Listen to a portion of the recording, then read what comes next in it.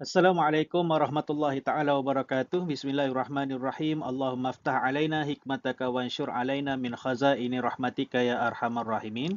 Okey, dalam video kali ini kita akan bincangkan satu tajuk iaitu berkaitan dengan mukjizat. Okey, mukjizat ni dalam tajuk akidah ataupun tauhid bagi tahun 6 yang juga boleh digunakan untuk ulang kaji PSRA dan UPSRA. Okey, kita tengok kepada pengertian mukjizat. Okey, pengertian mukjizat adalah perkara di luar kebiasaan yang dilakukan oleh Allah kepada Rasulnya untuk membuktikan kebenaran kerasulan dan risalahnya. Okey, maksud mukjizat ni adalah kuasa luar biasa ataupun perkara yang berlaku di luar kebiasaan manusia biasa. Siapa yang buat? Allah yang buat. Untuk siapa? Untuk para nabi dan rasulnya. Untuk apa? Membuktikan kebenaran kerasulan dan risalah ataupun ajaran yang mereka bawa. Okey? Dan mukjizat ni boleh kita kata sebagai kuasa yang luar biasa ataupun perkara yang luar biasa. Okey? Ataupun perkara yang membuatkan lawan menjadi lemah. So, para nabi dan rasul-rasul ni dia diberi mukjizat untuk melawan kaum dia yang susah nak beriman kepada Allah dan apa sahaja ajaran yang dibawa oleh rasul tersebut. Maka Allah kurniakan mukjizat kepada rasul tersebut untuk membuktikan kehebatan ataupun kebenaran ajaran dia supaya diperlihatkan atau dilihat oleh kaum dia dan mereka kembali beriman kepada Allah Subhanahu Wa Taala. Ataupun sesuatu yang menyalahi kebiasaan manusia biasa. Tak ada pada manusia biasa tetapi ada pada Rasul pilihan Allah. Dan setiap Rasul tu ada mukjizat-mukjizat dia. Okey? Dan mukjizat itu berlaku dengan izin Allah Subhanahu Wa Taala. Kalau Allah tak izin, satu perkara mukjizat yang terjadi pada para nabi dan rasul itu takkan terjadi. Okey, mukjizat berlaku dalam 3 bentuk iaitu perbuatan. Okey? Daripada sudut perbuatan, daripada bentuk perbuatan. Contohnya, keluar unta Nabi Saleh daripada batu ataupun menukarkan tongkat Nabi Musa menjadi ular. Itu daripada bentuk perbuatan. Ada juga Allah datangkan mukjizat itu daripada bentuk pencegahan, iaitu contohnya apabila Nabi Ibrahim dibakar, tetapi Allah cegah daripada api itu untuk membakar Nabi Ibrahim, malahan menjadi sejuk api tersebut apabila Nabi Ibrahim dicampakkan ke dalam api itu. Okey, dan juga dalam bentuk mukjizat ni dalam bentuk perkataan. Contohnya kitab-kitab seperti Al-Quran, okey, Taurat, Zabur, Injil dan sebagainya itu adalah daripada bentuk kalam Allah. Okey. Itu pengertian mukjizat. Perkara di luar kebiasaan yang dilakukan oleh Allah kepada Rasulnya untuk membuktikan kebenaran kerasulan dan risalahnya. Okay, kemudian kita tengok kepada dalil mukjizat. Dalil mukjizat ni Allah sebut dalam Al-Quran. A'udzubillahi minasyaitonirrajim. Sanurihim ayatina fil afaki wa fil Sanurihim ayatina fil afaki wa fi anfusihim hatta yatabayyana lahum annahul haqq. Awalam yakfi bi rabbika annahu ala kulli syai'in syadid. Okey, maksudnya kami akan perlihatkan kepada mereka tanda-tanda kekuasaan kami di merata-rata tempat dalam alam yang terbentang luas ini pada diri mereka sendiri, sehingga ternyata jelas bahawa kepada mereka bahawa Al-Quran adalah benar. Belumkah ternyata kepada mereka kebenaran itu, dan belum cukup bagi mereka bahawa Tuhanmu mengetahui dan menyaksikan tiap-tiap sesuatu. Maksud daripada ayat ni, kami tu maksudnya Allah akan memperlihatkan kepada mereka tanda-tanda kekuasaan kami. Maksudnya Allah telah memberikan mukjizat-mukjizat untuk memperlihatkan kekuasaan yang Allah boleh buat kepada orang-orang yang tidak mahu beriman. Mereka kadang-kadang diorang ni minta, okey, wahai Nabi, kalau kamu boleh buat macam ni, kami akan kami akan beriman kepada kamu. Tapi bila terjadinya benda sesuatu tu yang dia minta tu pun didatangkan mukjizat kepada Nabi. Contohnya, kalau umat Nabi Muhammad dia minta, wahai Muhammad, kalau kamu boleh belah bulan menjadi dua bahagian, maka kami akan beriman kepada kamu dan apa yang kamu bawa. Kami akan beriman kepada Tuhan kamu dan apa yang kamu ajar. Contohnya. Tapi bila Rasulullah betul-betul mereka melihat bulan tu terbelah dua, hasil daripada mukjizat yang Allah berikan kepada Nabi Muhammad, tetapi mereka tetap juga tidak beriman. Okey, ini dalil mukjizat dan banyak lagi lah Allah cakap tentang mukjizat ni dalam Al-Quran. Okey, seterusnya tujuan mukjizat. Apakah tujuan Allah memberikan mukjizat kepada rasul-rasul yang dilantik oleh Allah sendiri dan Allah berikan perkara di luar kebiasaan ni, mukjizat ni kepada rasul-rasulnya? Apakah tujuannya? Yang pertama ialah untuk membuktikan kebenaran Nabi dan Rasul. Membuktikan kebenaran ajaran Nabi dan Rasul. Yang kedua, untuk menguatkan ajaran para Rasul. Bila sesuatu ajaran tu, Nabi 25 orang Rasul ni bawa kepada umat dia, maka mukjizat ni lah sebagai penguat ajaran para Nabi dan para Rasul. Okey, seterusnya yang ketiga, tujuan yang ketiga adalah mengalahkan musuh. Okey, contohnya apabila tukar-tukar sihir Firaun ni menukar apa yang mereka ada menjadi ular yang kecil-kecil yang berbisa dan sebagainya, maka Allah pun memberi mukjizat kepada Nabi Musa dengan melemparkan tongkat dia kemudian menjadi ular yang sangat besar dan memakan ular-ular ahli sihir tadi. Itu untuk salah satu cara untuk mengalahkan musuh. Tujuan dia. Okey, contohlah tu. Okey, seterusnya yang keempat. Tujuan yang keempat adalah untuk menunjukkan kekuasaan Allah. Okey, dengan cara diberikan mukjizat kepada Nabi dan Rasul untuk menunjukkan kekuasaan Allah. Apa yang Allah nak pasti akan terjadi. Okey, seterusnya. Bahagian mukjizat. Okey, mukjizat ni ada dua bahagian, iaitu mukjizat hissi dan mukjizat maknawi. Okey, dalam bahasa Arabnya kalau mukjizat ni dia terbahagi kepada dua, iaitu hissi dan maknawi. Itu sebutan dia dalam bahasa Arab. Apakah maksud hissi? Peristiwa luar biasa yang boleh dilihat oleh mata kasar. Contoh, bulan terbelah dua. Okey, Allah memberikan mukjizat kepada para nabi dan rasul dan ada perkara-perkara mukjizat tersebut tergolong daripada mukjizat hissi, di mana bila berlakunya sesuatu perkara itu yang luar biasa tu terjadi, maka boleh dilihat oleh nabi itu sendiri dan juga umat dia pada ketika itu. Contoh macam kes bulan terbelah dua ni. Mereka minta mereka minta macam yang kita sebut tadi kan. Mereka minta bila benda tu betul-betul terjadi, mereka menyaksikan yang bulan tu terbelah dua. Tetapi ada yang beriman, ada yang tidak beriman. Bermaksud hissi ni, mukjizat hissi ni adalah mukjizat ataupun peristiwa luar biasa yang boleh dilihat oleh mata kasar. Okey, ataupun lagi senang kita nak ingat, kalau hissi ni sebut je he-see. Dia lihat. Dia tengok. Senang kan? Kalau bahasa Inggeris, he see. Okay, bila kalaulah contoh dalam soalan dia tanya apakah maksud mukjizat hissi, awak pun tengok, oh he see. Perkara yang boleh dilihat. Okey, kemudian yang kedua, mukjizat maknawi. Apakah maksud mukjizat maknawi?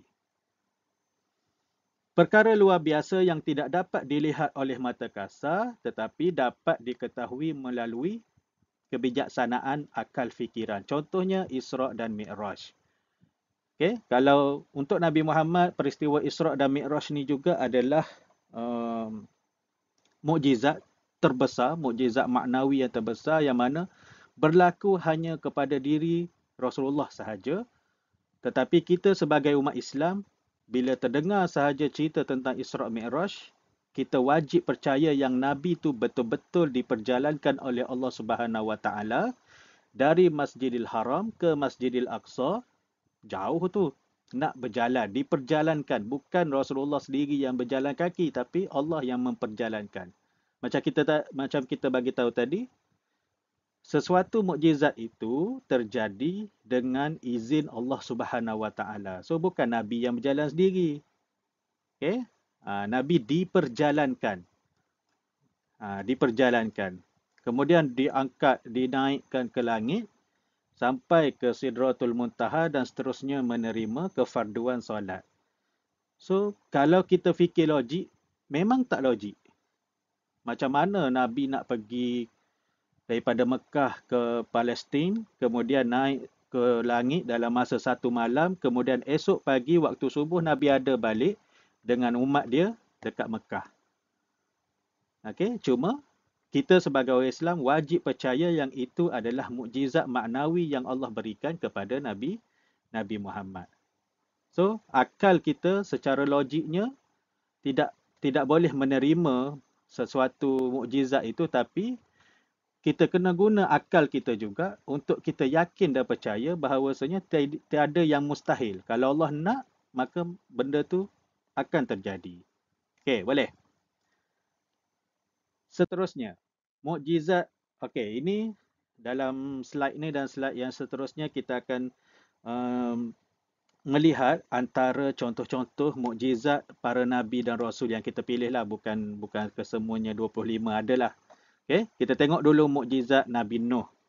Antara mukjizat Nabi Nuh adalah membina kapal di daratan untuk menghadapi banjir besar yang bakal berlaku. Okey, Nabi Nuh ni dia menerima perkhabaran daripada Allah Subhanahu Wa Taala yang banjir besar akan berlaku, dan Allah menyuruh Nabi Nuh membina kapal di daratan. Buat tu di darat dan lebih spesifik lagi di atas bukit. Maka Allah suruh Nabi Nuh buatlah bahtera, buat kapal. Buat kapal besar, gunalah kayu-kayu yang ada untuk buat kapal tu, sebab nanti akan ada banjir besar yang akan berlaku. So ketika ni, itu yang tak logik tadi tu. Sebab tu nama mukjizat ni adalah perkara luar biasa. Sebab Allah bagi kefahaman kepada Nabi dan Rasul tentang perkara yang bakal berlaku, dan Allah suruh macam mana cara nak menyelesaikannya. So bila banjir berlaku, maka buatlah bahtera yang besar. So, dalam firman Allah Subhanahu Wa Taala, Allah sebut walaqad arsalna nuhan ila qaumihi falabisa fihim alfasanatin illa khamsina ama fa akhazahumut tufanu wa hum zalimun. Okey, maksudnya, dan sesungguhnya kami telah mengutuskan Nuh kepada kaumnya, maka tinggallah Nabi Nuh bersama kaumnya itu selama 1000 tahun kurang 50 tahun. Maka mereka ditimpa banjir besar dan mereka adalah orang-orang yang zalim. Okey. Ini antara contoh ayat Al-Quran. Okey, ayat Al-Quran yang menceritakan tentang terjadinya banjir besar yang berlaku pada Nabi Nuh. Nabi Nuh ni dia hidup, kalau dalam Al-Quran ni dia sebut alfasanatin illa khamsina ama. 1000 kecuali 50. Kalau dalam matematik, bila ada kecuali ni maksudnya tolak. 1000 tolak 50 maksudnya umur Nabi Nuh tu 950 tahun. Allah bagi kehidupan Nabi Nuh ni sangat panjang umurnya, 950 tahun. Berdakwah. Mengajak orang untuk beriman kepada Allah. Tetapi hanya sedikit sahaja yang beriman kepada Nabi Nuh. Dan antara perkara yang mereka tak percaya dan mereka tertawakan Nabi Nuh ni adalah apabila Nabi Nuh buat kapal dekat atas darat. Mereka pun cakap, macam mana ni Nuh ni, kat sini dah lah tak ada sungai, tak ada laut, tiba-tiba kau pergi buat kapal dekat atas bukit. So dia orang pun macam Nabi Nuh, Nuh ni dah gila dah ni. Mereka tuduh Nabi Nuh sebagai orang gila sebab Nabi Nuh dah tahu perkara yang akan berlaku, akan terjadinya banjir besar. Tapi dia orang tak terima. Dia orang kata benda ni mengarut. Ada kepatut buat kapal besar di atas bukit. Apa kepeliknya lah kan. So, pendekkan cerita, memang banjir tu benar-benar berlaku dan hanya orang yang percaya kepada Nabi Nuh sahaja yang terselamat pada banjir tersebut, orang yang naik ke atas bahtera ataupun naik memasuki kapal Nabi Nuh dah buat tu. Okey. Nanti boleh carilah cerita selanjutnya berkenaan dengan mukjizat Nabi Nuh berkaitan dengan membina kapal. Okey, seterusnya mukjizat Nabi Ibrahim. Okey, mukjizat Nabi Ibrahim antaranya ialah Nabi Ibrahim tidak hangus ketika dibakar oleh api atas perintah Raja Namrud. Baginda tidak berasa panas, malahan berasa nyaman dan sejahtera. Okey, kisah Nabi Ibrahim ni, kita cerita pendek-pendek je ya. Nabi Ibrahim ni dia tidak suka dengan kaumnya yang pada ketika itu di bawah kekuasaan Raja Namrud telah menyembah berhala. Apa yang Nabi Ibrahim buat? Dia hancurkan semua berhala-berhala yang kecil dan dia tinggalkan satu berhala yang besar. Bila Raja Namrud ni, dia terus tuduh Nabi Ibrahim yang buat. Memang Nabi Ibrahim yang buat pun benda tu yang hancurkan. Cuma nak bagi pengajaran kepada Raja Namrud, bila Raja Namrud ni tanya kepada Nabi Ibrahim, dia kata, wahai Ibrahim, kamu ke yang hancurkan semua berhala ni? Nabi Ibrahim kata, mana saya tahu. Mungkin berhala yang besar tu sebab dia je yang tak hancur. Mungkin dia dah hancurkan semua berhala yang kecil-kecil ni. So Raja Namrud pun macam marah bila orang jawab macam tu. Tapi kalaulah dia betul-betul percaya yang patung tu boleh bagi apa-apa yang Raja Namrud tu minta, dia berdoa kepada patung tu, mestilah dia, betul juga, mungkin patung yang besar ni lah yang hancurkan semua batu-batu ni, yang kecil-kecil ni. Tapi dia tak percaya, dia tahu itu adalah batu, tapi dia sembah juga. Nak cakap apa tu orang macam tu? So, dia pun tak terima alasan Nabi Ibrahim dan dia arahkan untuk Nabi Ibrahim ni dijatuhkan hukuman. Dia pun tanyalah hakim dia, apa hukuman yang kita boleh bagi dekat Namrud ni, dekat Nabi Ibrahim ni. So, dibuat keputusan untuk bakar Nabi Ibrahim secara hidup-hidup. Dia orang nyalakan api yang besar, kemudian dilemparkan Nabi Ibrahim ke dalam api tersebut. Maka Allah berfirman, Qulna ya naru kuni bardan wa salaman ala Ibrahim. Allah kata, wahai api, jadilah kamu dingin dan penyelamat bagi Ibrahim. Maka bila Nabi Ibrahim dimasukkan dalam api tu jadi sejuk. Bukan sahaja sejuk, penyelamat kepada Nabi Ibrahim. Okay, itu antara mukjizat yang Allah bagi kepada Nabi Ibrahim. Okay, seterusnya mukjizat Nabi Saleh. Apakah mukjizat Nabi Saleh? Antaranya ialah Nabi Saleh menunjukkan seekor unta betina keluar daripada batu kepada kaumnya sebagai bukti kerasulannya. Okay? So, bila kisah Nabi Saleh ni, kaum Nabi Saleh ni, mereka hidup dalam keadaan yang sangat susah. Okay, tetapi mereka tidak menerima ajaran Nabi Saleh. Maka mereka minta, kalau kamu ni betul-betul Rasul yang kami patut ikut, maka berilah sesuatu keistimewaan yang kamu ada supaya kami boleh percaya apa yang kamu cakap. Bila susah pada masa tu, mereka pun minta, keluarkanlah sesuatu yang boleh membuktikan kerasulan kamu. Maka Nabi Saleh pun tunjuk ke arah satu batu dan keluar unta pada batu tersebut. Itu mukjizat yang Allah bagi kepada Nabi Saleh. Dalam ayatnya, wa ya qaumi hazihi naqatullahi lakum ayatan fazaruha ta'kul fil ardillah wala tamassuha bisu'in fayakhuzakum azabun qarib. Dan wahai kaumku, inilah unta betina daripada Allah sebagai mukjizat untukmu. Sebab itu, biarlah ia makan di bumi Allah dan janganlah kamu mengganggunya dengan gangguan apa pun yang akan menyebabkan kamu segera ditimpa azab. Bila keluar je unta tu, Nabi Soleh pun cakap, okey, ada satu perigi ni, kamu boleh guna air di dalam perigi itu untuk kamu makan dan minum, mandi dan sebagainya, ambillah. Tetapi kena selang-seli. Esoknya unta ni yang akan minum. Selang-seli. Tapi jangan kacau waktu unta ni. Hari yang waktu unta ni minum, yang makan berdekatan dengan perigi ni, kamu jangan kacau. Dan bila unta tu dah minum, dia mengeluarkan susu, maka kamu ambillah susunya untuk diminum pula. Unta tu bukan biasa-biasa. Unta tu untuk menolong umat Nabi Soleh pada masa tu.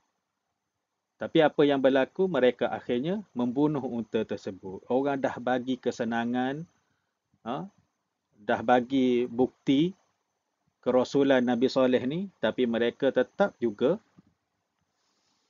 tidak menerima, malahan membunuh mukjizat yang telah diberikan oleh Nabi Soleh, dan disebab itulah mereka ditimpa azab yang pedih daripada Allah Subhanahu Wa Taala. Itu secara ringkasnya lah. Seterusnya kita tengok kepada mukjizat Nabi Sulaiman. Okey, mukjizat Nabi Sulaiman. Okey.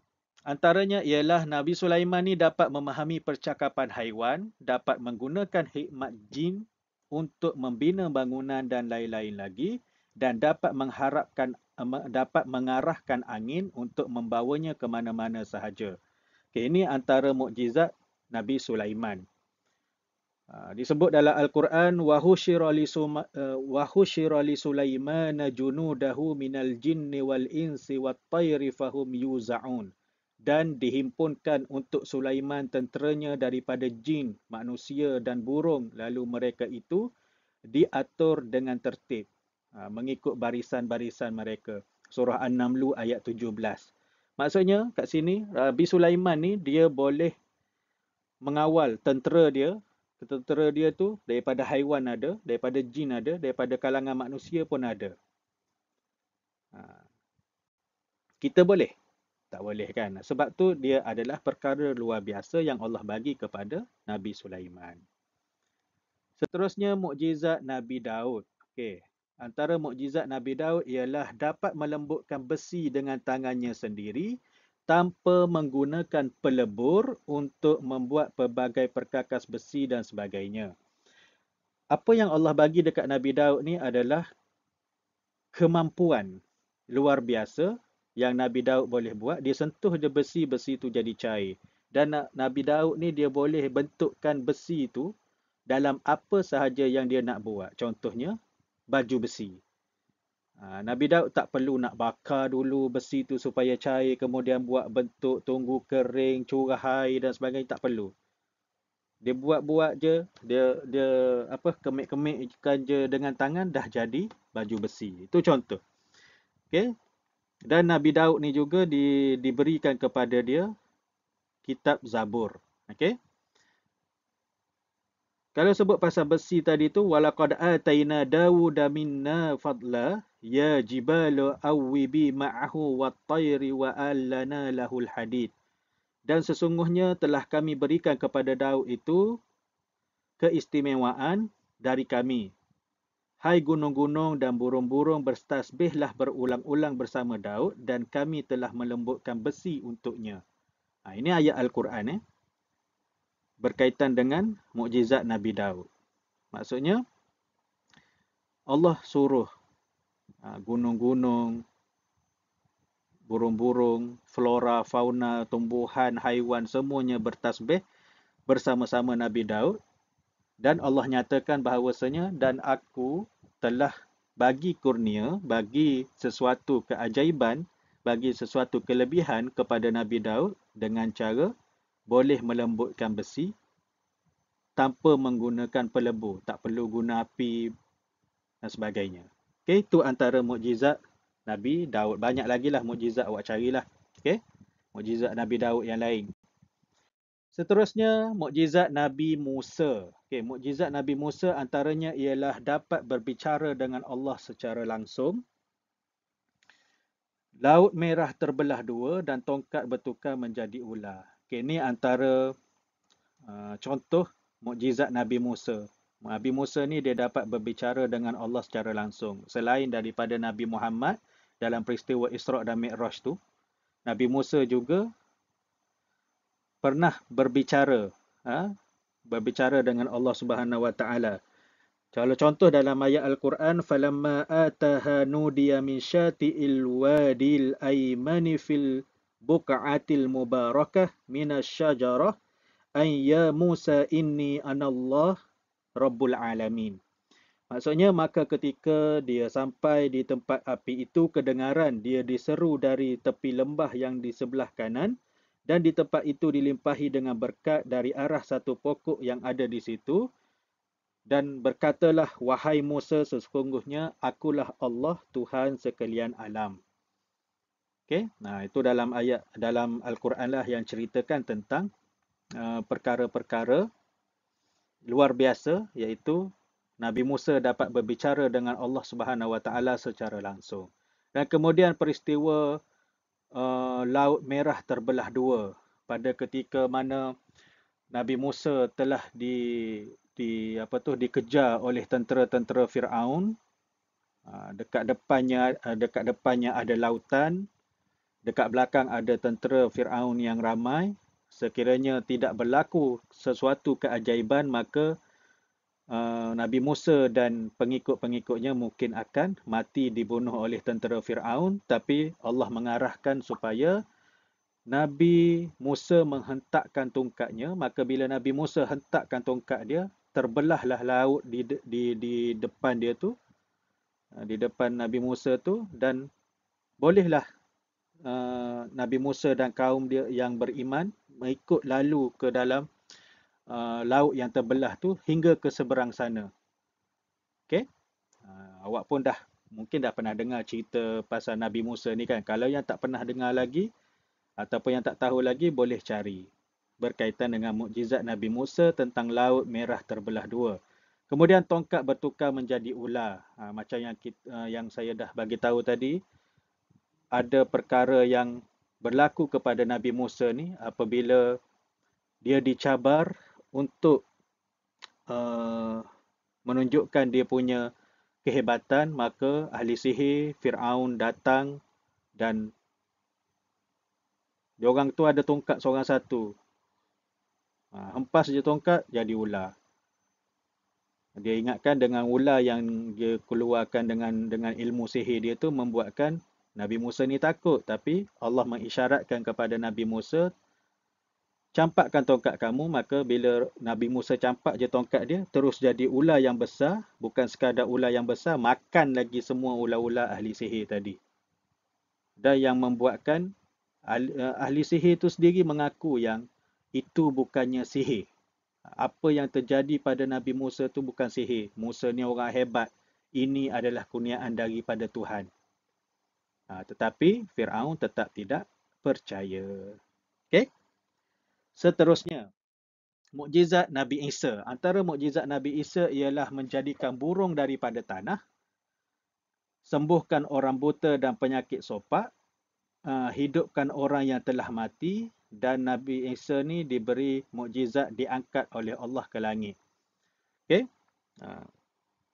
Perkara-perkara berkaitan dengan mukjizat Nabi Musa ni ada dalam surah Al-Maidah ayat 110. Awak boleh cari lepas ni. Berkaitan dengan Nabi Isa. Okey. Ni antara mukjizat-mukjizat Nabi Isa. Dan seterusnya mukjizat Nabi kita, iaitu Nabi Muhammad sallallahu alaihi wasallam, yang saya senaraikan 4 sahaja di sini, walaupun banyak lagi yang kita boleh tahu tentang mukjizat Nabi Muhammad ni. Antaranya ialah bulan terbelah dua, keluar air dari celahan jari, kitab Al-Quran itu sendiri, dan perjalanan Isra' dan Mi'raj. Ini adalah mukjizat Nabi Muhammad. So kita bagi contoh-contoh, mungkin dalam soalan nanti akan ditanya kepada awak berikan contoh mukjizat Nabi Muhammad ataupun berikan contoh, tuliskan 2 contoh mukjizat Nabi Sulaiman. Okey, dan sebagainya. So kita dah pun ulang kaji tadi berkaitan dengan mukjizat-mukjizat sebilangan Nabi dan Rasul.